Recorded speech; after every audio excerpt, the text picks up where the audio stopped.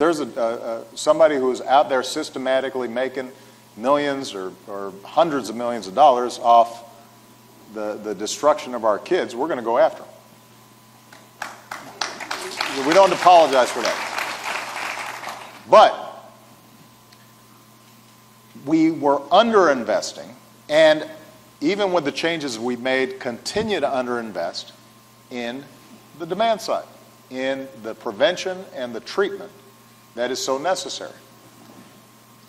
And this is a real opportunity. It's an important moment for us, because if we can start thinking intelligently about treatment on the opioids and prescription drug side, then people start making the connection, well, we should have treatment when it comes to heroin. And then maybe they start thinking, well, we should have treatment when it comes to other narcotics and drugs that are affecting and devastating families, and potentially in different ways. But for a long time, I think treatment was seen as a second-class citizen to interdiction and arrest and incarceration. And that mindset needs to change. The good news is we're seeing that mindset changing, and it is on a bipartisan basis, which I think is really interesting.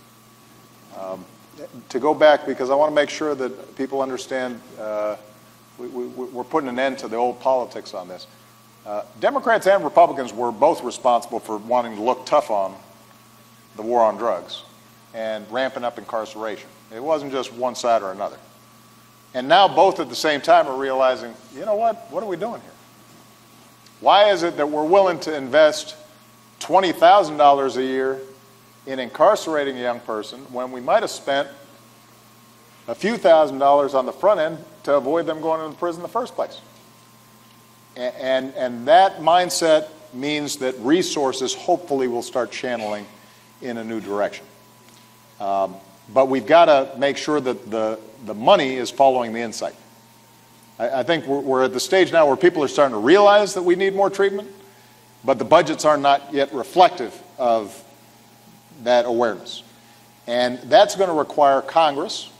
So in our budget, for example, we're proposing an additional $133 million for enhanced treatment and prevention programs.